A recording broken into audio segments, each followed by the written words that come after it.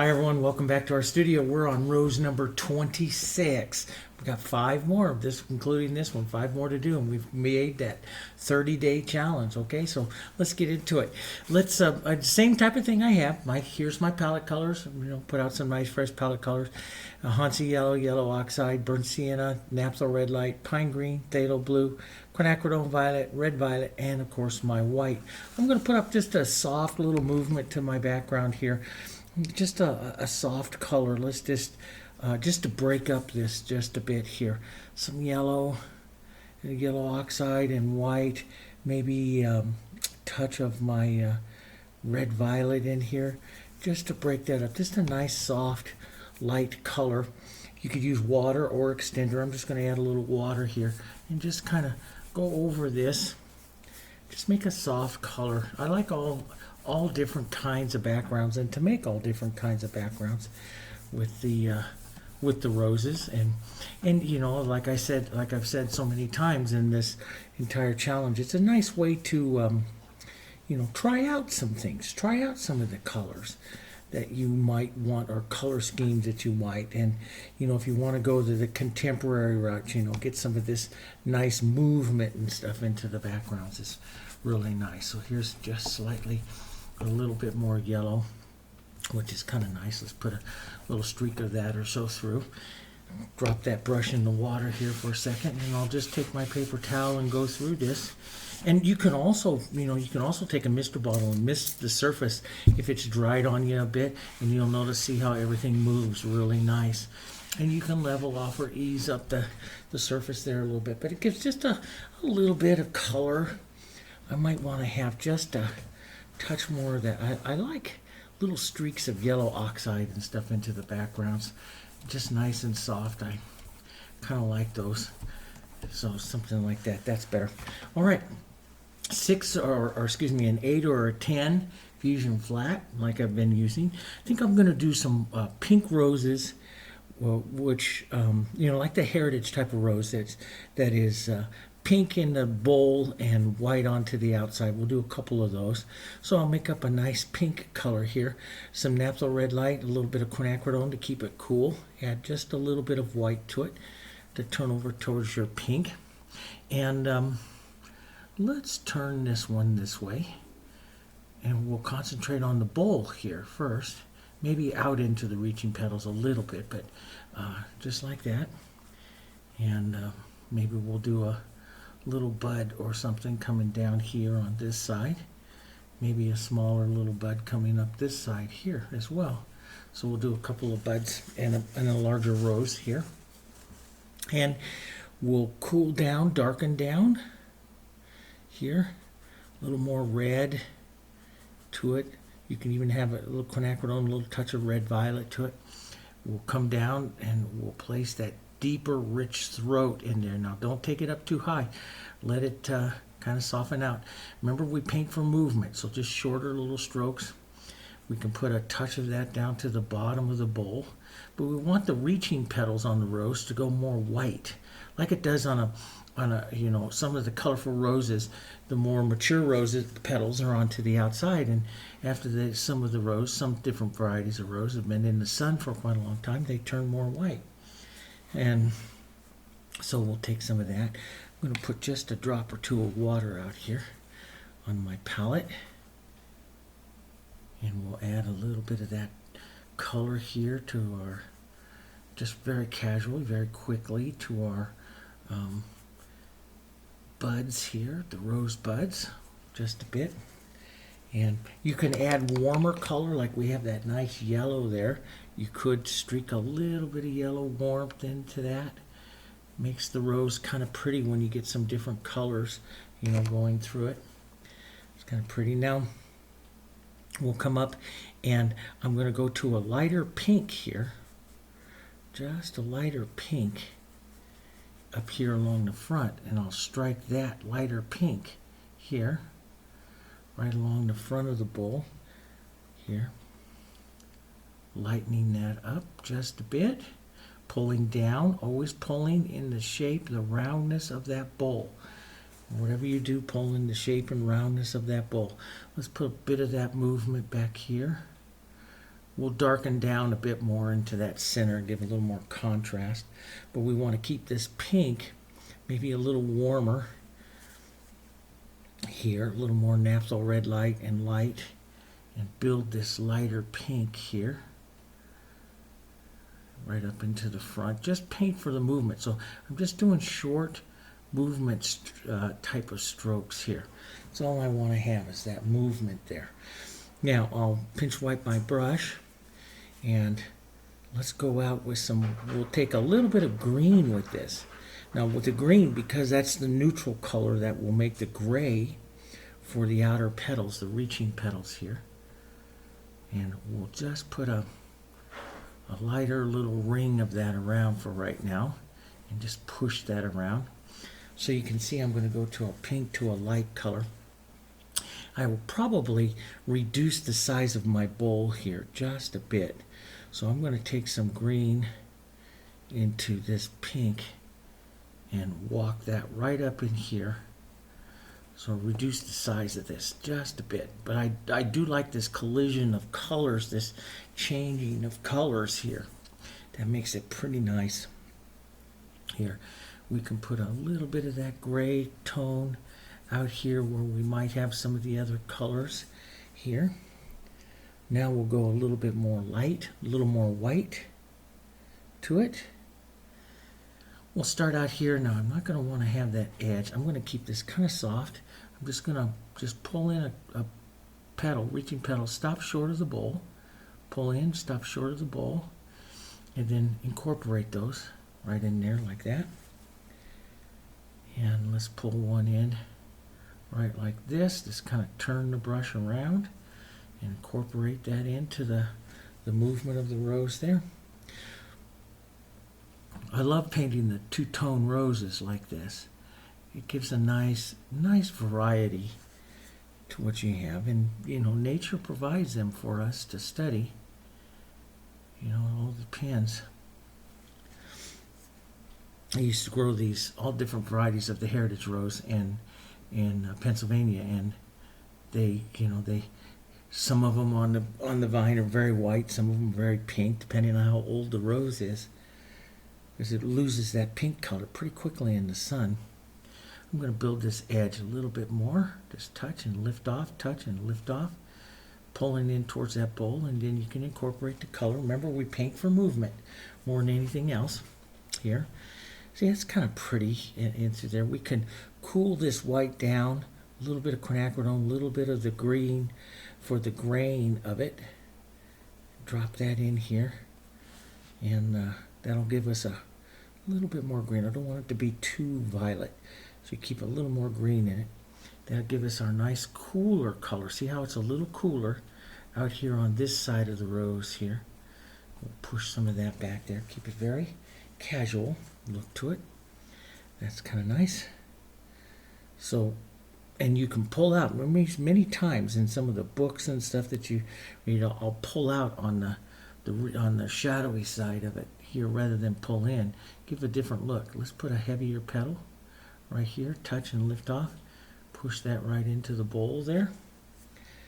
You could have a bit more of an edge. You can do the edge and really define that edge, or really define that stroke up a bit more there, like that.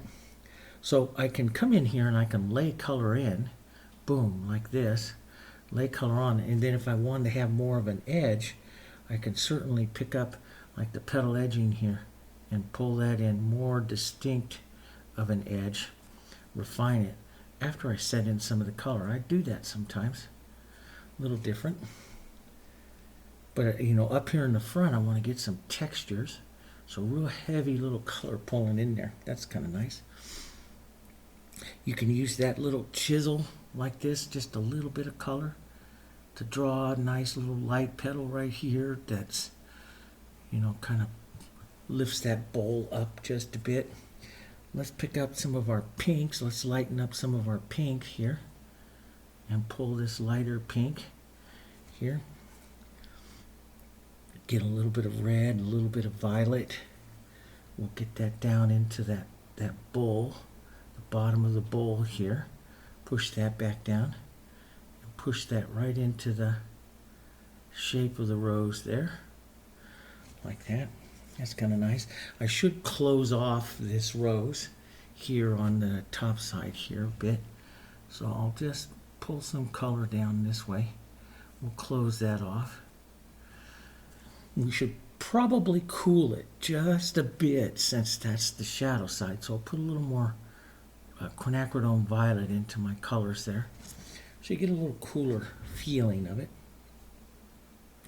And more of the naphtha red light onto the light side here as I develop that light side.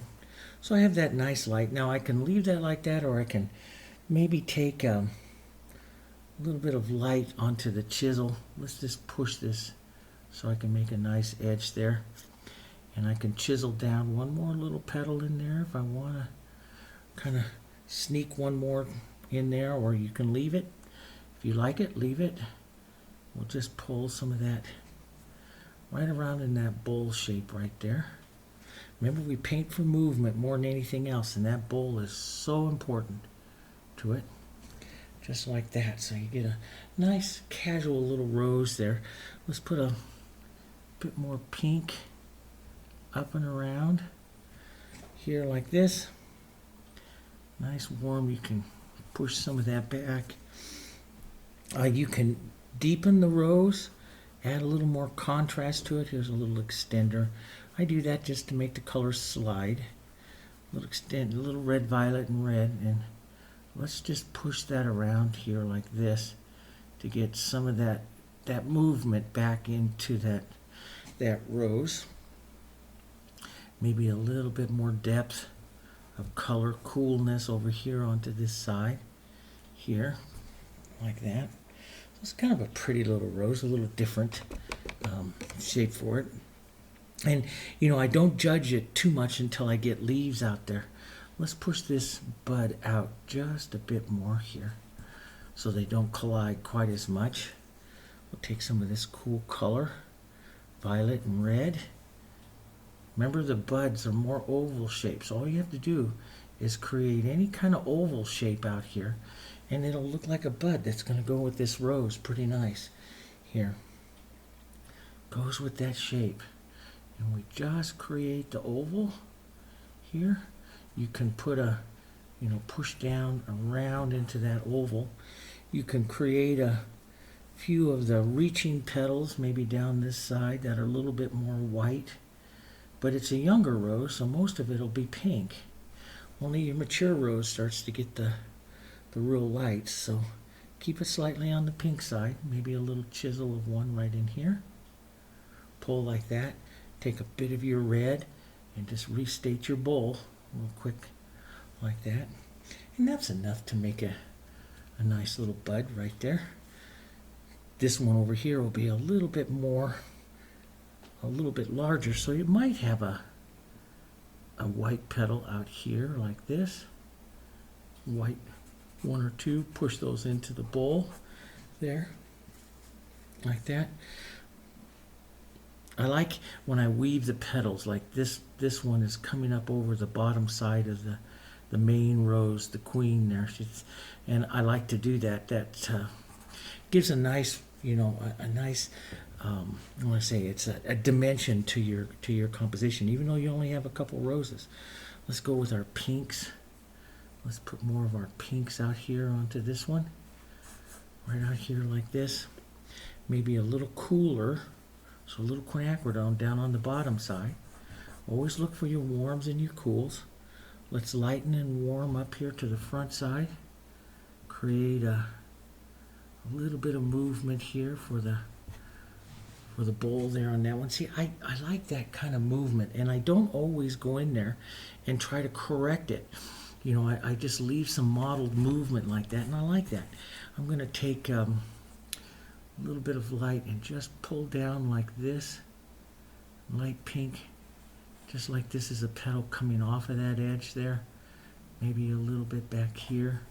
Push that till it's just kind of diminishing, you know, and leave something like that. There's nothing wrong with that. It's, you know, it's kind of pretty. Maybe build the front just a bit here like that, and I'll leave those that just like that. You know, I don't need to do too much more. to that. I might close this off with a few marks of just some smaller petals here. Just the idea, maybe one or two little petals there with just the edge of the brush with just a tiny bit of paint. That's all that needs.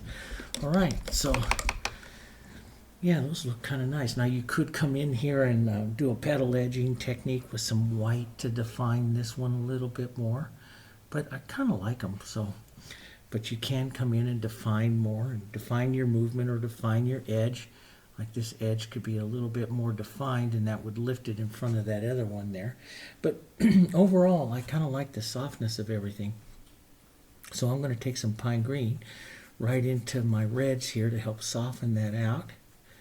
Here, maybe a bit of my burnt sienna, one of my favorite colors. I'm going to add a little extender just to move the paint a little bit easier.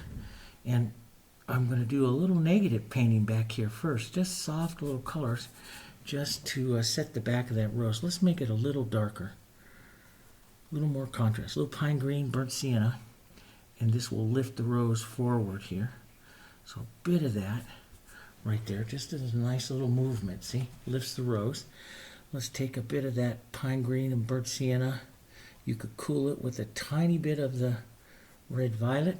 That's your nice contrast. A little negative painting right in here, right in where your roses are coming together here, to set some nice darks, contrasts in there.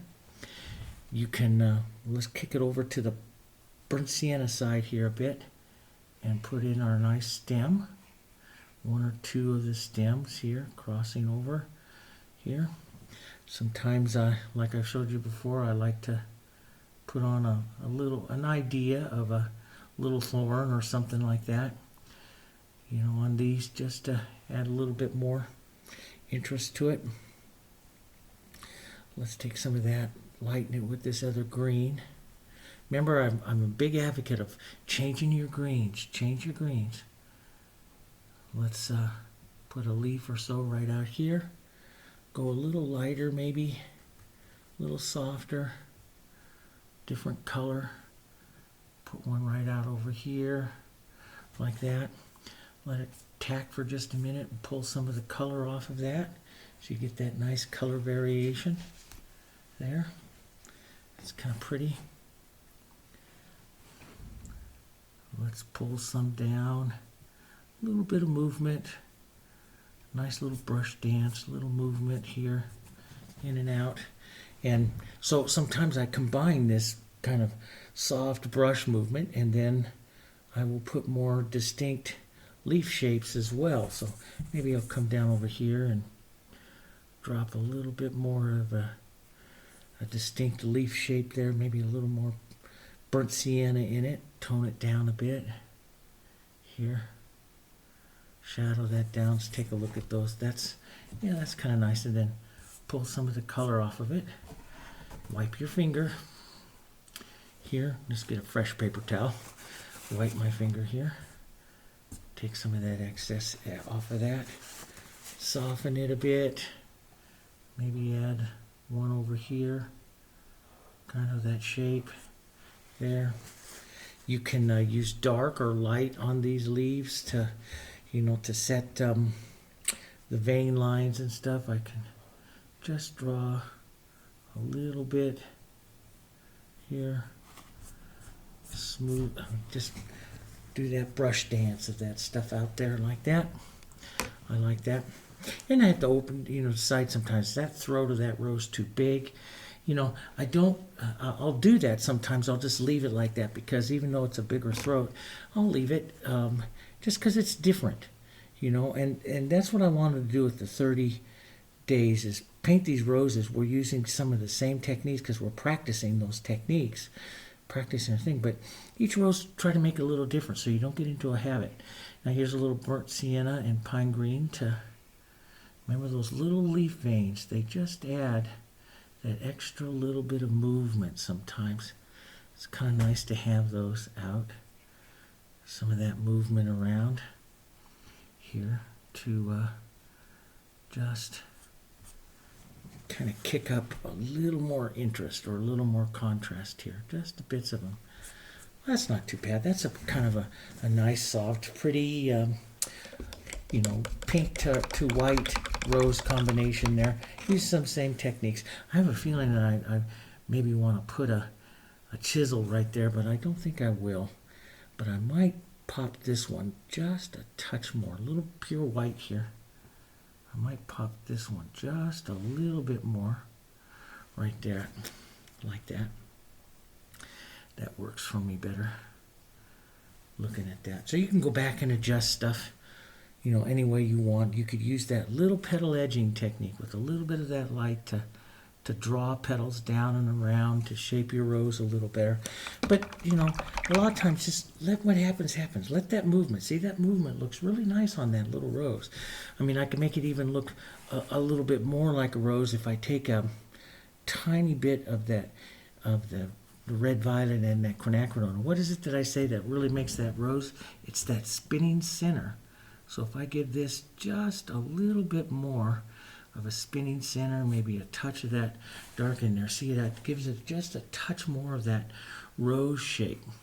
Let's take just a tiny bit of that same color right here, and let's just give a little bit more dark and spin that just a bit and see what it does for that one too. Just gives that, but different ways, all kinds of different ways.